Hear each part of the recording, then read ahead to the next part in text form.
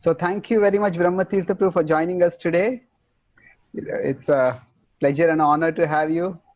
And I was thinking we could discuss today on the topic of intellectual outreach in our movement, or and within that we could discuss various initiatives that happened historically and what are the opportunities now.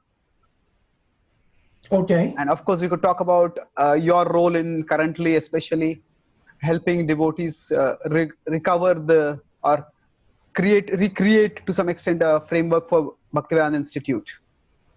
Okay. So, I came to know about you, of course, through most other devotees, through the Perfect Questions, Perfect Answers book, and that was probably one of the most appealing and accessible intros to Krishna consciousness, because the question answers are so attractive. And over the years, as I came to America and I met you, I just appreciated how multifaceted you are. So how did you were you a part of the Bhaktivedanta Institute from the beginning, or because currently you are working to revive or restructure the Bhaktivedanta Institute to some extent? Maybe you could tell me a little bit about your role and involvement, and then we can go forward. Okay. Sure. When the BI was formed in the mid-70s, I was the absolute best geologist in the entire Krishna movement. I can say that because I was also the worst geologist in the Krishna movement, because I was the only geologist. Okay. So I can claim that with no humility. And Srup Damodar Maharaj, a brahmachari then, approached me and said, we're doing this BI work, and there was Sadaputta and Madhava and Gyana, and Rabindra was working with Rabindra Sarup Prabhu, and said, we'd like your help. So I started working with Sadaputta, preparing a talk for the first international conference on Life Comes from Life. That was in 1976, Vrindavan? Well, that was in October 77 in Vrindavan, but we started working on this in 76. Okay. And I wasn't sure what to do. In fact, I had no idea what to do. And we've all been in that circumstance where we're given a challenging service and we just don't know what to do. And I was, so young then, just in my 20s. And the topic of the conference is Life Comes from Life. What is consciousness? And I was asked to speak on evolution, because evolutionary theory says that there was a primordial soup, and in the soup there was a lightning bolt, and then after that lightning bolt, amino acids formed, and amino acids then evolved into whatever's little tiny one-cell things, and eventually it came into us. And so that's the materialistic paradigm, because there's no consciousness is a material creation. So Prabhupada wanted us to respond to that. So here I am, a young geologist whose specialty was hard rocks, not fossils, asked to write something. So at the same time, in those days, anybody who's read Shama Sundar's book, Chasing the Rhino, or Yamuna's biography, or Mukunda Maharaj's Miracle on Second Avenue, understands that in those days, things were very miraculous, because it was something that sometimes we forget, and that's called Krishna magic. That's a term Yamuna coined. Like one day, Shama Sundar and Malati were in LA, in London, they didn't know how to pay the bills. And they're walking down the street and money starts pouring out of the sky. Somebody threw money out of a window. They don't know what happened. So they gathered the money and paid the rent. That's called Krishna magic. And sometimes we lose our connection with Krishna magic, in which we really become very, very dependent on Krishna. So at that point, I had to become very dependent on Krishna. I didn't know what to do. Hmm. Damodar asked me to help. We knew this was dear to Prabhupada. So I met Sadaputta, and then we became, lifelong best friends after that until he passed on. And I had a job at an oil company. I was a young geologist in Houston at an oil company. So then Krishna magic took over. So I told the company I was researching some geological theory for an oil well, which is sort of true, but that was the easy part. So I spent hours at the Rice University Library, ostensibly the research up at the company, really trying to figure out what do I speak on.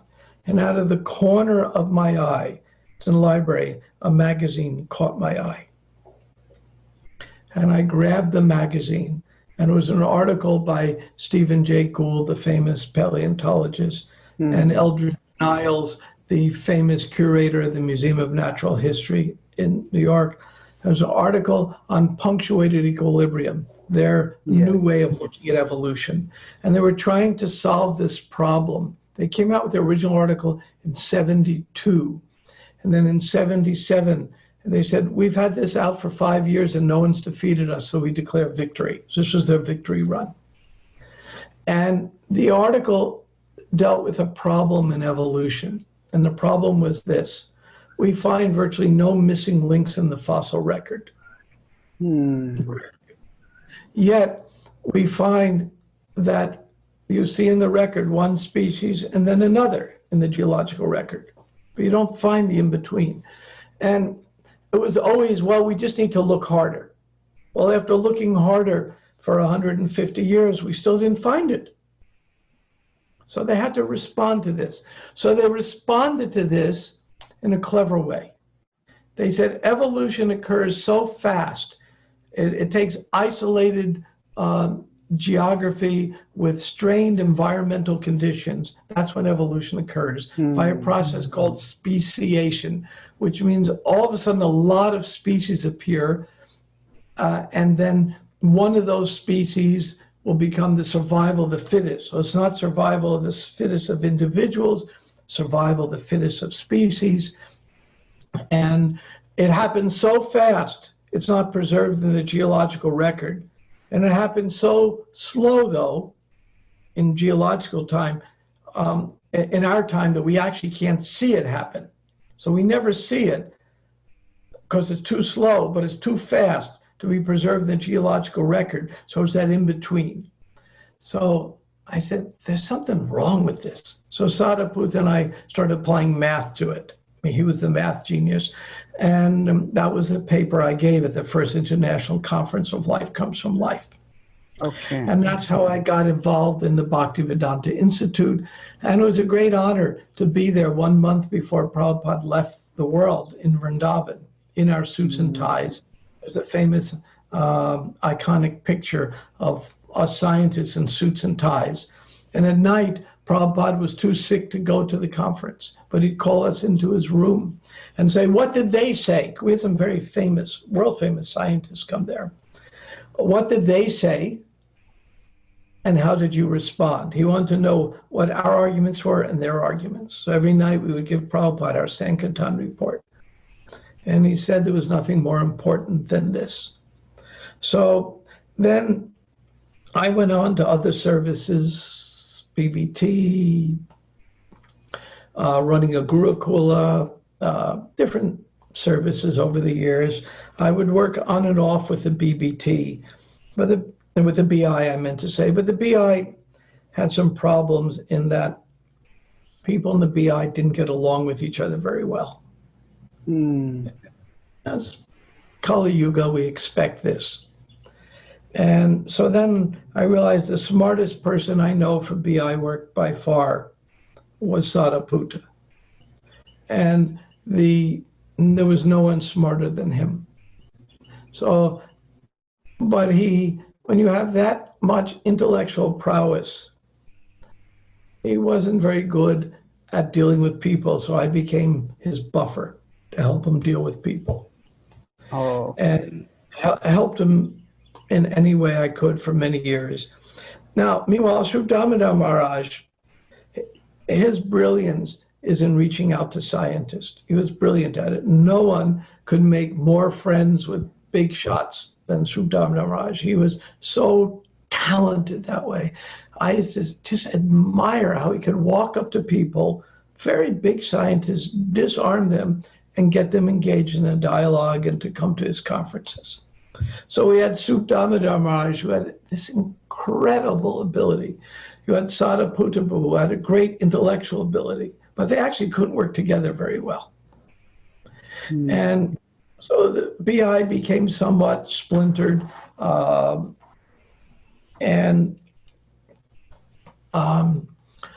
think the stress was because of their respective strengths itself, if I understand. Sadaputru wanted that more papers should be published and serious research be done, whereas Sri Damodar Maharaj wanted more to have relationships with people instead of getting too entangled in too much of a hardcore research. So it is a different vision of how outreach could be done. Was it more through networking and relationship building so that they appreciate us, or is it that we enter into their field and we actually do we do deep research and present? So it is more a matter of vision that caused the differences, isn't it, to some extent? It is. I sat down with Sri Damodar Maharaj and I said to him one time, how do you see this? It's so hard for us to get along and manage. And he said to me this very smart analysis. He said, in any organization, we have to have a balance between democracy and autocracy. That's interesting. In democracy, you have to have, people have to be able to give an opinion. Even Prabhupada said sometimes we would vote who would be the leader. And then you need autocracy. Sometimes you just have leadership and make decisions. So he says to balance autocracy and democracy can be very difficult. And he admitted to me, he says, I am struggling to figure out that balance. He was very, very humble about it and very forthright. He says, and it hasn't worked so far very well. So he was struggling with how to figure it out. Sri Damodar Maharaj was extremely intelligent, and he understood that this was a hard balance to achieve, especially when all of us were so immature. And people who work in the Bhaktivedanta Institute tend to be Brahmins, and Brahmins need to be facilitated, not managed. And there were cultural differences. We had Indians, Americans, Europeans, and there were cultural differences. And so Sri Damodar understood that this was problematic, and he said, Krishna's just going to eventually reveal how we balance all this. And so things went on, and Sariputta started writing a lot of books, and that was his real forte. And we both lived near each other and would meet every week. And so we worked together, and then he passed on. Sri Damodar Maharaj passed on, both very sad occasions. Rasaraj Prabhu,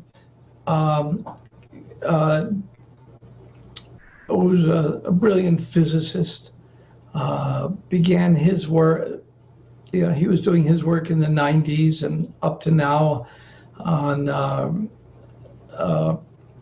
quantum physics and the definition of matter. So he found his niche for BI work. And what happened here is some devotees, Sunanda and the late Yamaraj and Stiladi Muni and Prishni and Tamraparni, they wanted to get Sariputta's books back into print. So they worked tirelessly for years getting the books back into print. Sunanda made a YouTube channel of Sariputta, and I started working with them. And one day we were sitting together, and Tamraparni said, let us make a BI out of this. And I had sort of given up that hope. And I said, okay, let's think about it. So we formed a BI branch and started. And I said, okay, I'm going to learn from all the right things Sariputta and Sri Damodar did. And I'm going to learn from what didn't work. And I'm going to really take into my heart some of the instructions Sri Damodar Maharaj gave me, but was figuring out how to make it work, how to balance democracy and autocracy. And so we formed a BI with these principles. One, we're going to talk everything out. We're not going to have infighting. Everything's going to be according to Upadeshamrita, relationships among devotees. And we were by now mature enough to pull that off. We weren't 20 years ago mature enough to pull that off. If anybody really wants to be a naysayer, and we had two that way who were with us, I would take them out to Krishna lunch and suggest they find another service, because we didn't want sniping. Then we decided to follow a very important instruction of Prabhupada. In 1974, Prabhupada sent a letter, I think it was to Rupanuga Prabhu, in which he said, I want all your PhDs. The idea of the BI was forming. Send me all your PhDs. Well, all three of them. There weren't any. So we decided to do a conference in January 2019. We got some funding, some from the BBT, some from grants. And we gathered enough funding to put on a conference called Consciousness in Science. What is conscious? This was our follow-up to the 1977 Life Comes from Life. And we had 50 PhDs come from all over the world, like 6 from Russia. And so we're following Prabhupada's instructions to gather. We want to see what there was. And we did a 3-day conference. 400 people came to opening night. The mayor opened the conference. It was held, began in the facility, University of Florida. So we did what Prabhupada suggested. Some world famous scientists came and world famous devotees came. And following in the footsteps of Sri Damodar Maharaj on how to meet important people and engage them, we put on a successful conference. This was last year? What's that? When was this? Last year? January 2019. Oh, okay. I have a video of this that we showed the GBC. And we invited some of the Sri Damodar Maharaj followers who were a little disenfranchised, with a really sweet, sweet sannyasis from India.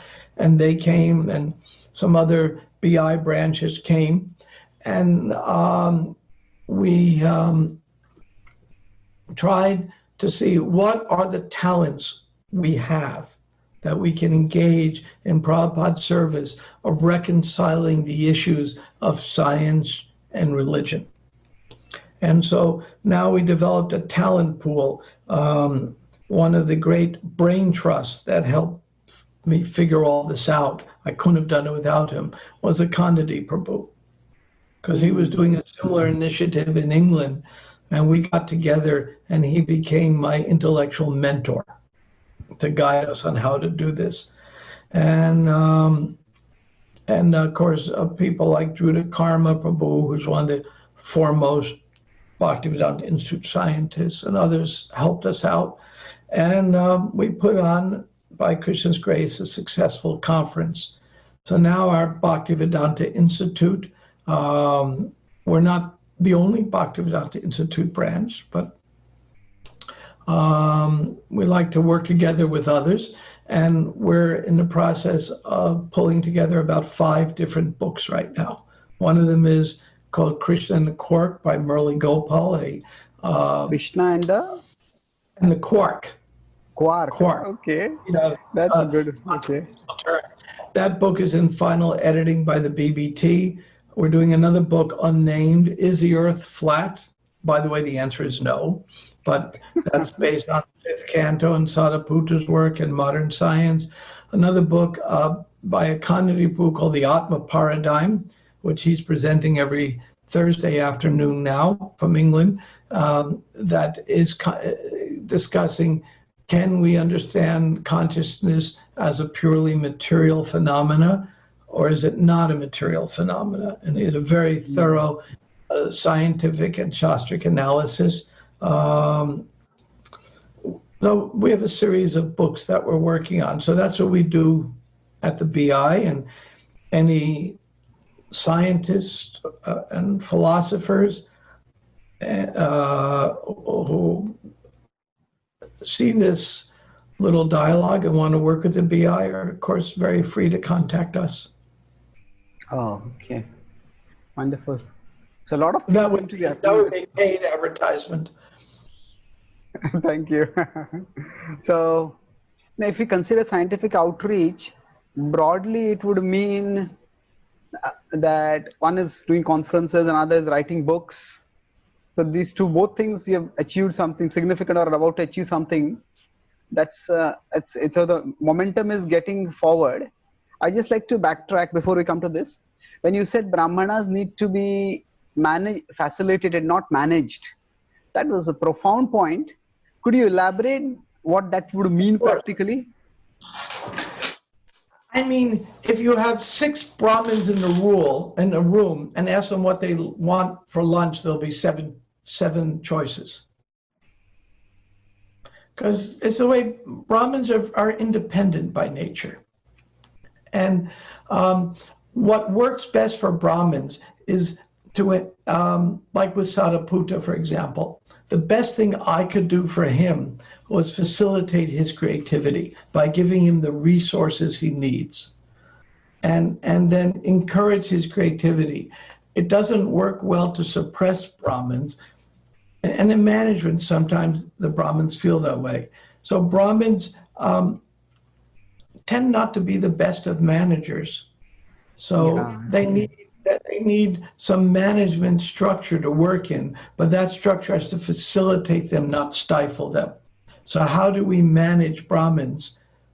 By encouraging them and not stifling them. That is the art. And Subdhammadam Raj and I used to discuss it. I used to reveal what a struggle it is for him to figure that out. He was very humble about things.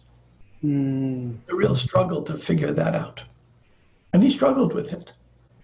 Just as I'm struggling with it. The advantage I have is I have 50 years of being in the movement. So I've made enough mistakes to know not to do the same mistake again. That's your humility speaking, but I have seen in your interactions with devotees also how you try to accommodate everyone. And probably your experience from mediation will also help in resolving issues. Well, I joined ISKCON Resolve in the first mediation class in 2002. Temple president here said, hey, it's your nature to be a mediator. ISKCON's going to start having mediators. Why don't you go for the training? And on a lark, I just went for the training. And from the first moment the trainer spoke, this was in New Jersey, or a class organized by Braja Bihari. The first moment he spoke, I moved to the edge of my chair. I was stuck because I had a problem, a personal problem, and I saw my way out of it through mediation. I'll reveal the personal problem. In the Gita, we talk about Samadarshana, the self-realized soul will see, the Brahmin, the dog eater, the elephant, all is the same. That wasn't my life. I saw devotees, I saw karmis, I saw right, I saw wrong. I was seeing the world more black and white than I knew was reality. And I was very dissatisfied with myself seeing the world like that. I didn't know what to do. And I saw getting mediation training as my way to achieve my own internal Samadarshana, less judgmental. So I took to the training and I did a ton of training, thousands of hours of mediation training. And now that's part of my seva for ISKCON is I mediate complex cases. And it's just human nature for there to be conflict. This is discussed, especially in the 8th canto of the Bhagavatam. It's human nature. And as devotees, we understand that flaw and we can do better. And so ISKCON Resolve, the intention is that we can do better, and we can be less judgmental against each other and try to get deeper understanding. And about 80% of the time, when some dispute comes to ISKCON Resolve, parties walk away with a solution they can live with. And that, papers have been written on this. Very few religions take up conflict resolution because religions tend to have a hierarchy. And the hierarchy can interfere with human relations. It can interfere with the instructions of Upadeshamrita. We need a hierarchy. Yet we also, more importantly, need good relationships. So ISKCON Resolve is just one little piece to help with that. We're not the solution to all the problems of the world, the problems of ISKCON, but in some little way, we're able to help with that. And so my own personal struggle with Samad Darshana has been helped a lot by ISKCON. Yeah. I don't want to judge. We all do it. But I for myself, I want to work on rising above friends and enemies, because friends and enemies is purely the mode of passion. And just like even the demigods, they have their mode of passion, so they get in trouble. Like Indra was cursed by Devarsa Muni, and then they got defeated in battle. And what do? They approach Lord Brahma, and then in that discussion, when they approach Lord Brahma, and then Brahma goes to the causal ocean, approaches Lord Vishnu, who he's actually never seen, and he offers prayers. And in the prayers, he says, "You're in the mode of goodness." And I thought that was very significant. His prayer said, "Lord, you're pure goodness," meaning we're coming here with friends and enemies and passion, so help us raise our consciousness. So as devotees, just like as devotees, every morning, all of us take a bath. When I first went to India, I was so amazed to see even the poorest person would pour a bucket of water over their head in the morning. And in America, some people take a bath once a month if they need it or not. And until this COVID virus came, so many times I would see people use the bathroom and not wash their hands. And in India, that was unheard of, just unheard of. So in this way, if we don't want our body to smell bad, we have to wash it every day. Similarly, if we don't want to be dragged down to the mode of passion or even ignorance, we have to constantly do things to bring us to goodness. So for me personally, working in mediation was a way to do it. Other people have other ways. I mean, I'm not saying this is the only way or the best way. Just for me, that's what I needed. Yes. So actually, it's like Krishna's plan, because in a sense, you have the right set of skills which could help in revitalizing the Bhaktivedanta Institute in many ways. When I was introduced to Krishna consciousness, I was fascinated with the scientific presentation, especially through Origins and then through some other books. But I never saw any way I could directly engage myself in that. And so I, of course, studied whatever I could, and I used whatever channels I had to write and speak. But in general, it seems that institutions and intellectuals have a difficult time going together. And when I talk with several of Srila Prabhupada's disciples who were intellectuals, practically the whole movement was initially living in the temple. They were all brahmacharis, monks. But many of them left because they felt they saw no scope for intellectual growth in their life as brahmacharis, because they would probably keep doing the same services again and again. Now, over the years, if I was introduced in 1996, and even the last 10 years or so, 10, 15 years, I've seen a significant difference, and there is more freedom given, more broadness of vision about how different devotees will need different amounts of space to be able to move forward in their particular services.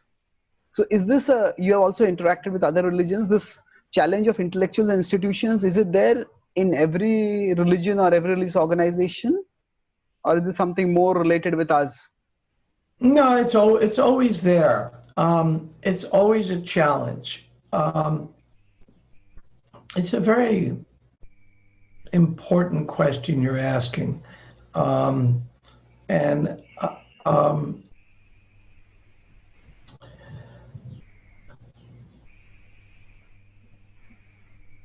there are different, if we go into an ice cream store, there are many flavors. As far as I'm concerned, they should only have one flavor, chocolate. But other people prefer strawberry, and some people like vanilla. And so we're individuals. We have different natures and different flavors. And for us to deny our individuality is kind of dangerous. I'll give an example. Let's say we're in a big city like Bombay or New York, and we plant a tree on the street. When they plant a tree to get clean air and shade and whatever, the first thing they do is they put a wire mesh around the tree. You've seen that yourself? They put a wire mesh to protect the tree from people bumping into it and dogs hurting it and everything. And that wire mesh protects the tree so it can grow. But as the tree starts growing, if they don't remove that wire mesh, that same wire mesh will stunt the tree's growth. So similarly, when we're new in the movement, we're living in an ashram, we have to get rid of so many misconceptions. We cut off our hair, we change our clothes, we change our name. We're trying to get rid of this bodily conception that I am this proud body. And that training is so necessary. And that's like the wire mesh to protect the sapling of our devotional life. But as our devotional life grows, that same wire mesh can stifle us. So when do we remove that wire mesh? And when don't we? This requires intelligence. When Giriraj Swami was called into Prabhupada's room very shortly before Prabhupada passed on, 2 a.m, Prabhupada said, I want to see Giriraj Swami. And Prabhupada said, how will this movement go on after me? And Giriraj Swami said, if I remember correctly, we'll chant, we'll do this, we'll do that. And Prabhupada said, no, by intelligence organization. This is what intelligence means.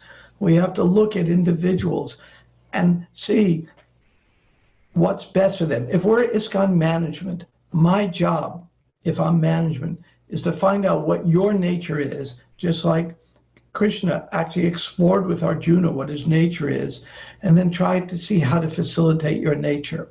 That is the perfection of Varnashram management.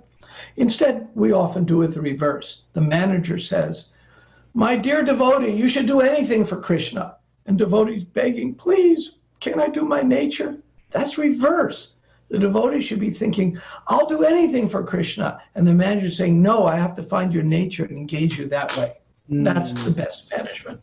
That's what works. Of course, we all have emergencies. We have a COVID emergency. So all of a sudden the temple is shut down and there's 5 devotees left. So somebody may not be much of a pujari, but that day they become a pujari. In an emergency, we'll do anything. I mean, we've all done everything in emergencies. But if we live life in an emergency, that's not sustainable. It's just not sustainable. And the same circumstances may dictate different results. Take Arjuna. It's a good example. Arjuna received instructions from Krishna. And what did he do with those instructions? He fought. Many of us have been to Kurukshetra, and he fought at that place. He got the instructions. Krishna said to him, very unusual for religious literature to say this, okay, I've told you everything, now do what you want. Yeah, that's an amazing, deliberate, and then do as you desire. Vimrishya tadasheshena yathachitatha kuru. That's This is very often, unusual. yeah, You don't find that in scriptures, other scriptures. So Krishna very unusual says, okay, and then Arjuna said, okay, I surrender. I'll do what you want. I know what to do now. hmm, Same circumstances. Fast forward to the future so many years. Krishna left the earth. Arjuna is practically defeated by some non-warrior cowherd men. And yeah, he's thinking of the same instructions Krishna gave him, the exact same instructions. He's remembering what Krishna said, and he does the opposite. Instead of fighting, he goes off to the mountains. Same instructions, and he does the opposite thing. That's called intelligence. Not being beautiful. mindless. That's intelligence. Same instruction. Under one case, he did A, and then in another case, he did B with the same instructions. That's when Prabhupada said to Giriraj Swami, we need intelligence. That's what it means. That's profound. So that means, going back to your example of the tree and the wire mesh around it, intelligence means to know when that wire mesh has to be put and when it has to be removed both. Exactly. Mm. And all of us have been stifled by the wire mesh, and all of us have been protected by the wire mesh.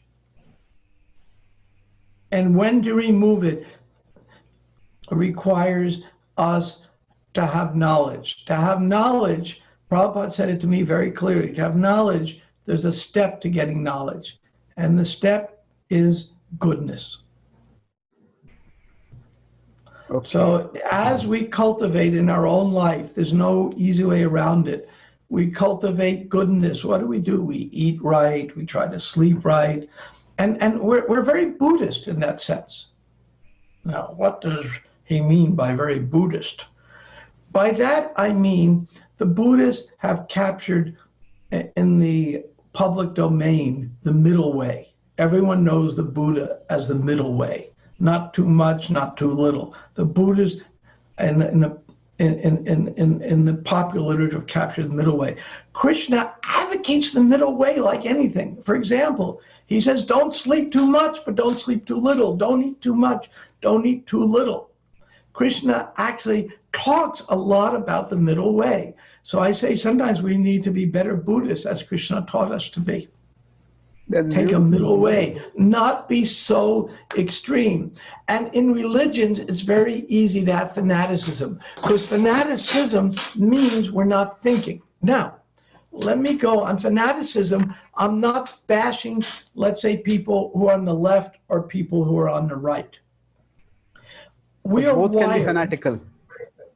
Yeah, and I don't know which is worse, but both can be. Yeah. There was a great book I read that gave me a great inspiration called The Righteous Way by Jonathan Haidt. He's a brilliant sociobiologist. I think you might have read that. And in his chapter 9, he really explained to me what was going on in ISKCON. See, Jonathan was a very liberal political person from Philadelphia. And he won a Rhodes Scholarship or Fulbright Scholarship to go to India to study. And he was sent to Orissa. And Orissa is a very traditional state in India. Very, very traditional in their ways. And his host family was a well-to-do family that put him up so he could do his sociological studies on his very high honor scholarship. And when he went there, his mind started screaming because the women would not eat until after the men ate. And every time a servant would do something for him, he would do what we're trained to do, and by my culture, is we would say the magic words of thank you. And his host kept reminding him, we don't thank the servants. And his brain was screaming just screaming, this is horrible, this is horrific, this is exploitation. And this was going on and on. Finally, after about a month, he had an epiphany. because he got to know the servants and they were quite happy. And he got to know the women and they were okay with it. And he realized that one size doesn't fit all. That his view of the world, there are more than one view of the world. And then that epiphany led to understand why the left and right can't understand each other. Because he said some people are wired more liberally, some people are wired more conservatively. So how do we get along with each other? And he came to the conclusion with mutual respect, which is precisely what Prabhupada said in several purports. I don't have them in front of me. I can pull them up quickly if need be. And of course, what Rupa Goswami discusses in the Upadeshamrita, how we exchange our mind and confidence, we give and receive gifts. So these relationships among devotees allow the left and right to exist. Nowadays in ISKCON, there's major schism, like between between men, women, between the view in India of the world and the view in the West. And some people in India call the Western devotees liberals, and some Western devotees will call the India arch conservatives. But Prabhupada built a house we can all live in only if we're not fanatics. And we realize there's more than one way to look at the world. And my own experience being with Prabhupada is he definitely saw more than one way to look at the world. Prabhupada was the consummate diplomat. He knew how to engage a diplomat. Diplomat, okay. Yeah. He was just brilliant diplomacy. And that was Prabhupada's real, his tremendous strength, that he knew how to deal with different people, because his goal wasn't to prove he's right. His goal was to bring them to Krishna. Many anecdotal stories of that, I can share and we can read. When I first met Prabhupada, I was kind of a mess. I lived in India. I lived in the most progressive, modern, least political state in India, where I was a high school teacher. That was Bihar. That was a joke, by the way. Yeah.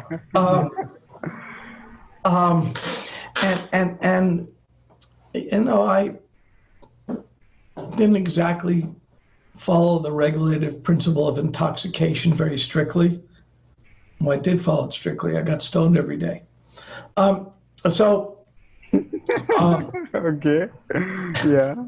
And I didn't have a mirror, so I hadn't combed my hair. And since I got to India, the previous year, I was clean, but I wasn't very groomed. And then I met Prabhupada. And that day when I met him, I gave up marijuana. That's all I was taking. I gave all that up because Prabhupada told me how. I wanted to give it up. I knew it was destructive, but we have our habits. And I had all my own issues, but Prabhupada saw that I really wanted to know something. I had somehow or other previous life, I don't know what, I just wanted to know why people die. I just wanted to know. Death didn't make sense to me. Something in me said you can't die. There's something that doesn't die, but people are dying, and I couldn't reconcile it. I went to India to try to reconcile this. And Prabhupada understood there was a little, I had to somehow or other, a little sincerity. And that's all he saw. He didn't see all my anartas. And that vision always struck with me, how Prabhupada could have that vision. And sometimes Prabhupada would even make a little fun of me. But he did it in such a good way that it always touched the heart. So that was a lesson to me on how, as devotees, we have to deal with each other. And this fanaticism where I'm right and you're wrong It's very, very dangerous. And every religion in the world faces this issue. The number one divisive issue right now among religions of the world is how to deal with people who are gay. It's the number one divisive issue. According to the scholars of religion. And now, different times it's different issues. I know how Prabhupada dealt with it. I saw it. And there's several points. Yeah. Yeah. Okay, go on. Yeah, several points in what you said. First is that like the universality of this conflict and your example of how Srila Prabhupada dealt with it. So that also means that I was struck by one point: hierarchy interferes with the sixfold loving exchanges. That's such a vital point.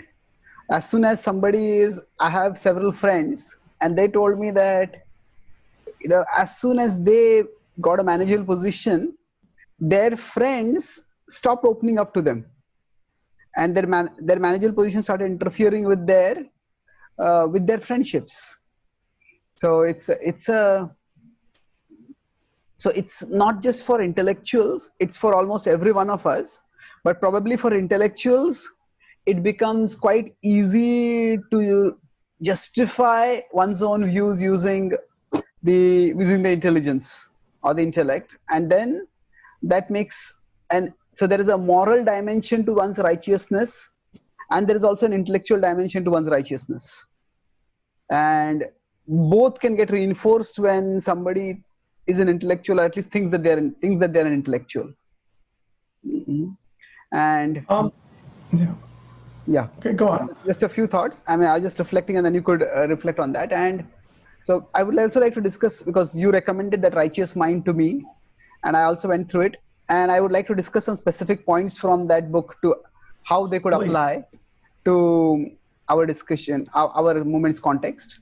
But any responses on what I spoke just now about hierarchy interfering and friendship and everything? We have to be Buddhists again. I know we take a middle way. I mean, it's obvious somebody becomes a manager. Management means there's a pie. And the pie is never big enough, but you have to divide it. It's hard. I mean, it's never big enough. And if it's a cheesecake, I can assure you it's never big enough for me. Key lime cheesecake pie, freshly off the altar, is never big enough for me. So, nevertheless, managers, the relationship can change a little, but what makes management work is the emotional bank account of the manager. Like, for example, I work very closely at times with Radhanath Swami. And we work together. We've been friends for decades. And I work with him times on different projects. And I noticed he always invests a huge amount of effort into his relationships. So he has a huge emotional bank account.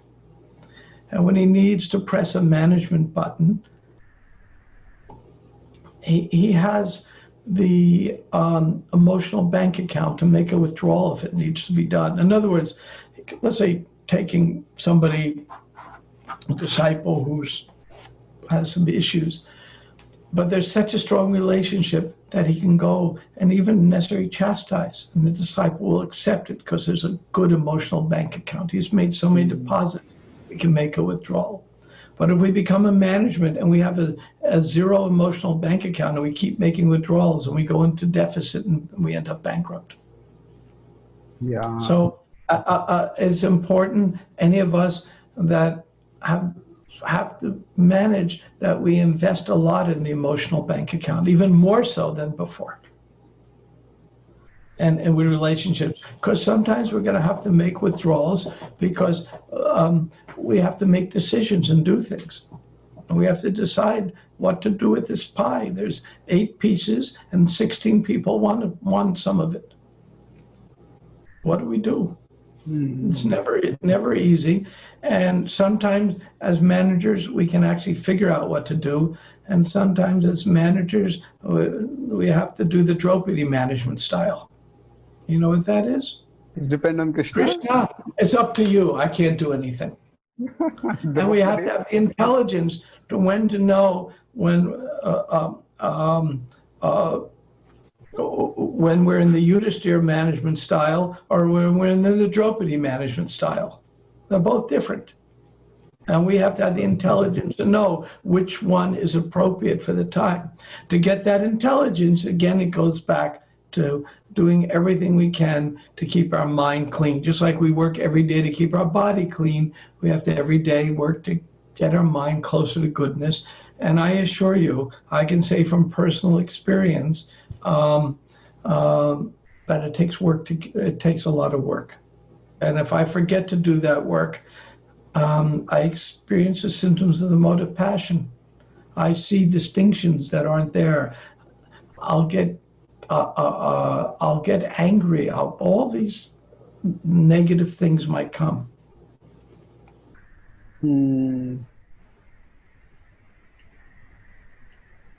Yes, Prabhu. So I like the pie example also, and it really succinctly conveys the problem of management. So sometimes management forces us to do things which will be displeasing to some people. It's just the way it is.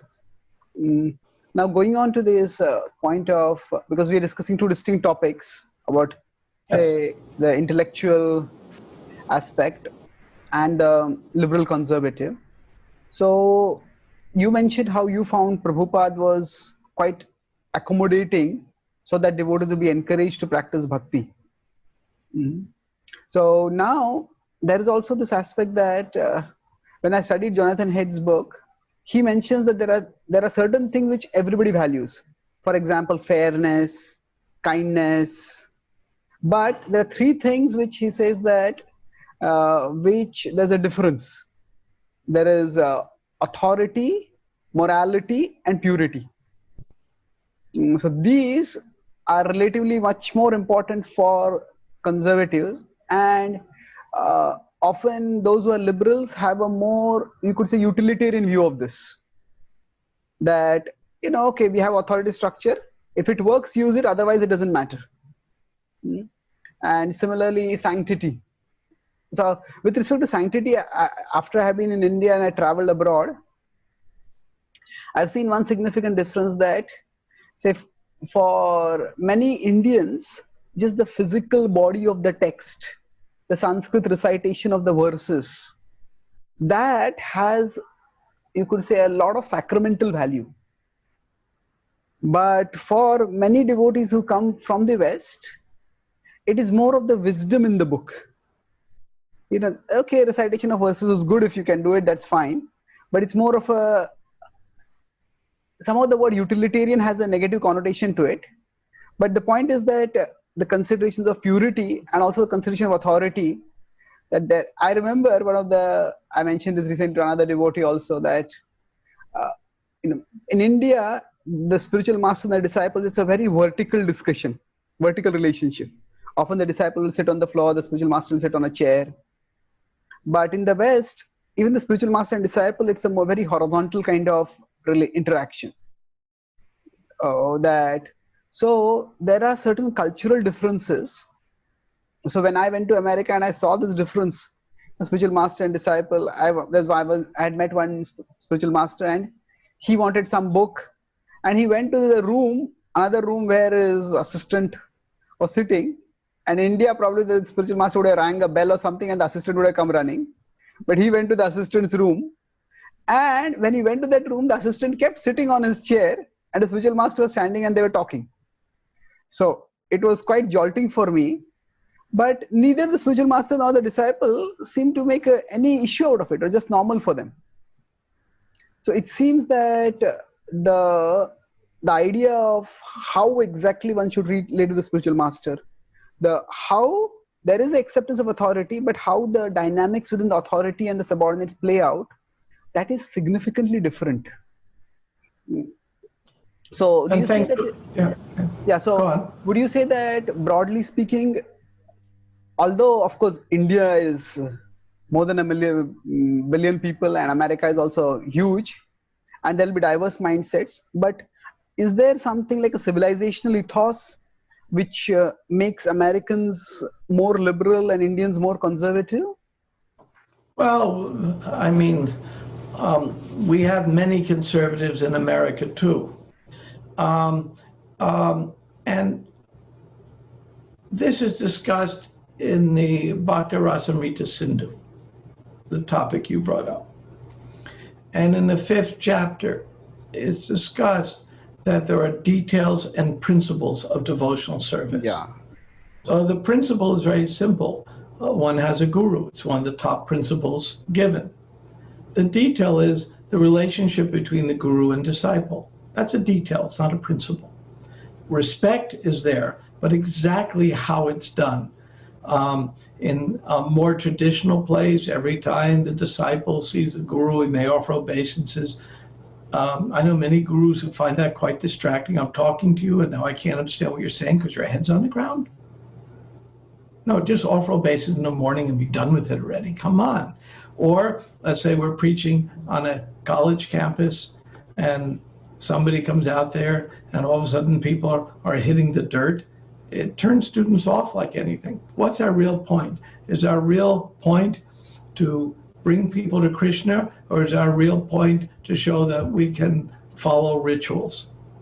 Now, it depends on time, place, and circumstances. There's a saying, when in Rome, do as the Romans do. So when I'm in India, I would expect, because it's the culture,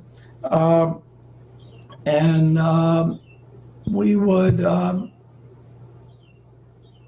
be a little more traditional. Prabhupada always authorized women to go on the altar every place in the world except Vrindavan, because in Vrindavan, he said, we'll just get criticized too much. So he didn't.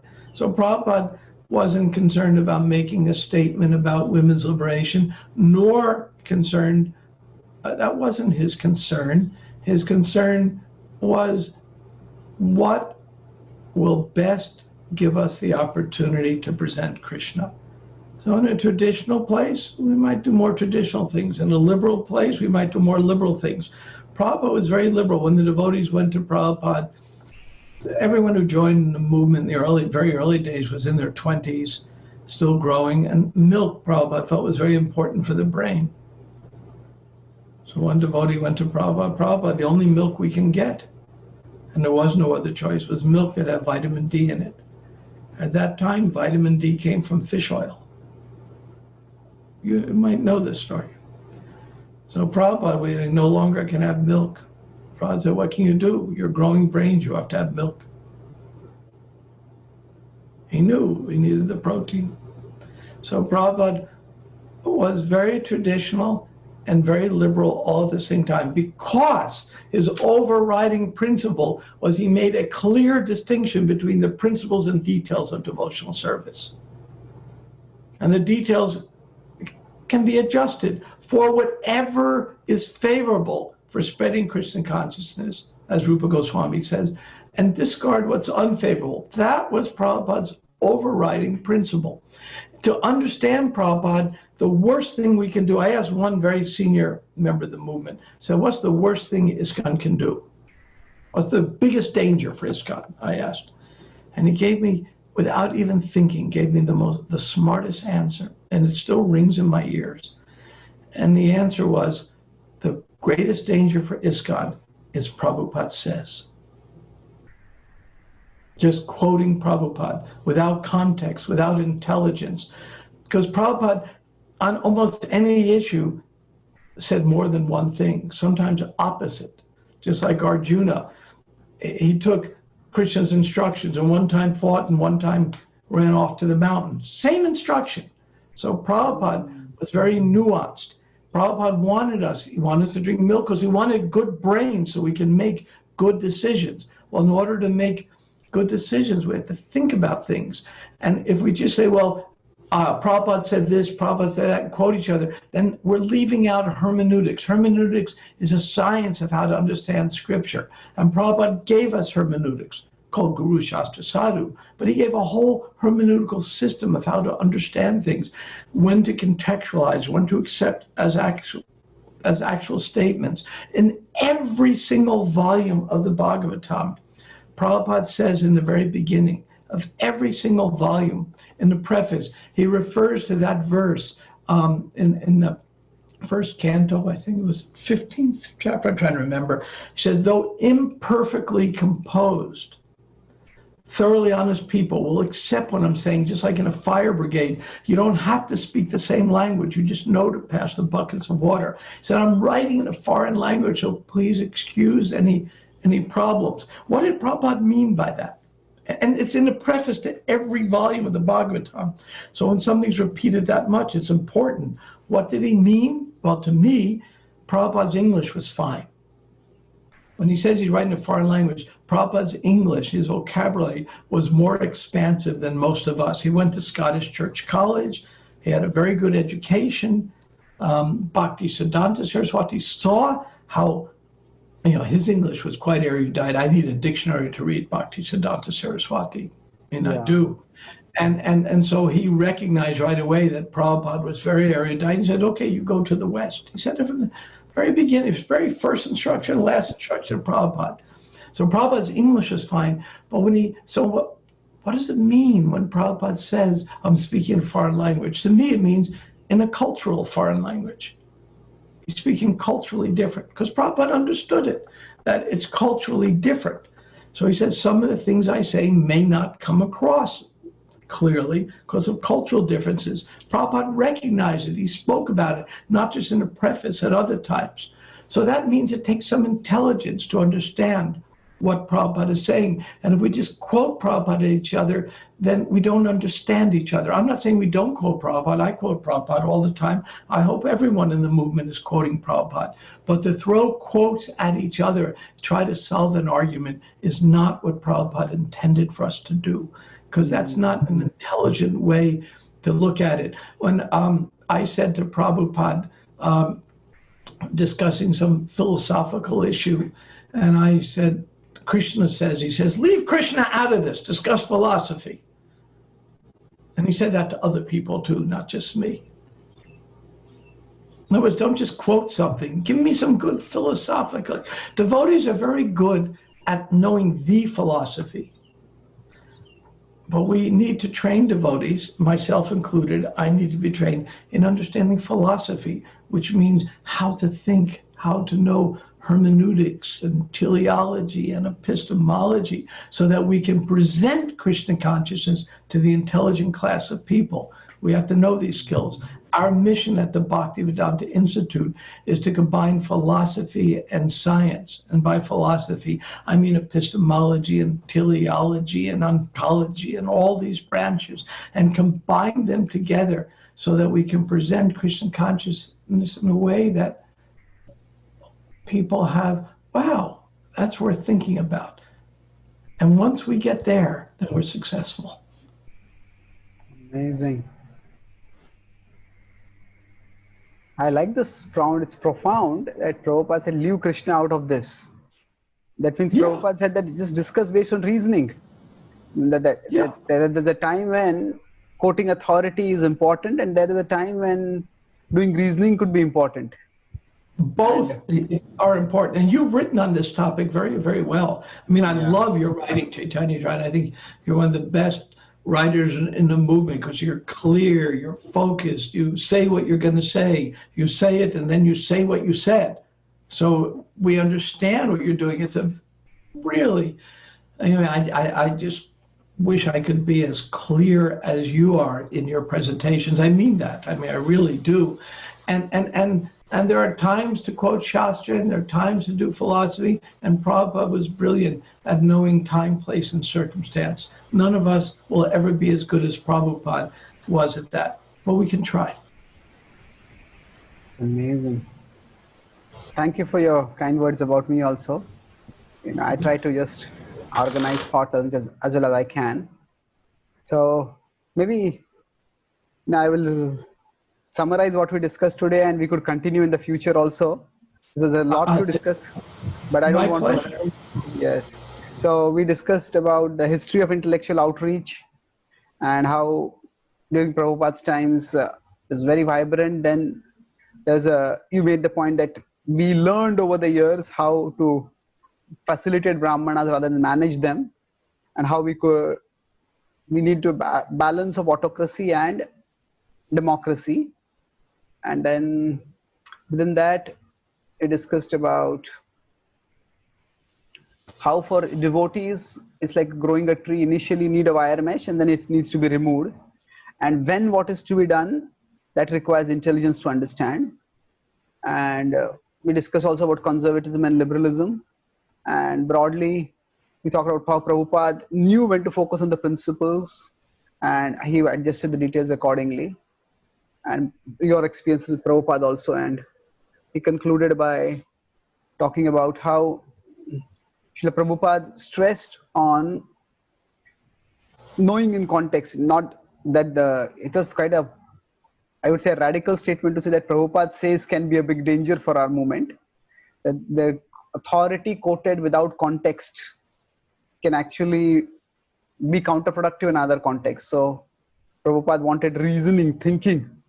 So we could say that scripture provides the content of thinking, but we need philosophical training to know how to actually go about doing that thinking. And I think the academic outreach through Bhaktivedanta Institute is providing opportunity for that. Maybe in future we can have a discussion about, because a large community of our devotees are Indians, either in India or in the West also. So how and we have a lot of devotees who are from an engineering background, and they would like to do something in the area of science and spirituality. So what are the opportunities open for them?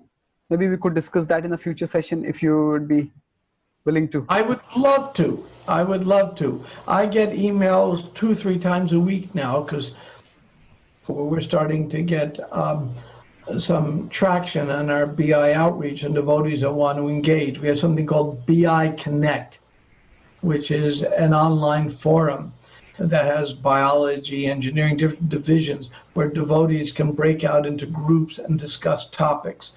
And there's another conference I started and I moderate along with Arya Devi, and that is VAST, Vaishnava Advanced Studies. These are mostly for devotees with advanced degrees or devotees who have, like yourself, were very well studied. And it's a confidential place where devotees involved in academics can discuss very hard issues in a private way. So we have the VAST resource, we have the BI Connect, which is we're going to start. We've been practicing it. Ramananda in England is doing this, and we're going to start rolling it out more publicly within the next month because now we got the kinks out of it, where devotees like this can engage. We're looking, for writers, editors, many devotees who are involved in the sciences, especially Indians. I see this is what they often do. They build a firewall, and they have my day job and my devotional life, and they don't mix. Because in the day I'm very scientific, and at night I'm very devotional, and there shouldn't be a mixing. Part of the BI's mission is to knock that wall down, because it doesn't have to exist. But to knock that wall down, well, we need good understanding of science, good understanding of philosophy, good understanding of Shastra. And with that, and that was Prabhupada's intent for the BI, for his devotees, that we can gradually bring that wall down. And it's hard work. And so I love the opportunity to, Prabhupada once said about Indians, now I don't know if this applies now, but he said it back then in the 70s, he said, Indians, they're only one step from Krishna, facing the wrong way. He said, the Americans, you're 10 steps, but you're facing the right way. Now, sociology has changed. I don't know how much that applies now as it did then, But Indians do have a special birth, and as Lord Chaitanya says, a special mission. They have a special mission. And Prabhupada, when he was with Indians, always reminded them of that special mission. So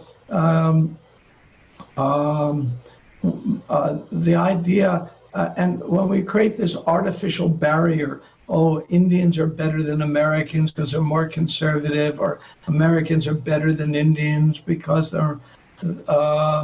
have broader vision. Yeah, I hear people say this, where these barriers are based on the false bodily concept that I am American and I am Indian, and that ruins the whole movement. Bodily concept doesn't help the movement. Okay. Okay, but we'll talk about that in the future. I think our time is about up because you have another interview coming, but you're a great interviewer. You bring out things that I didn't even know I had inside me. Oh, thank you. It was very insightful, and I look forward to having future discussions. Humble obeisances. Thank you very much.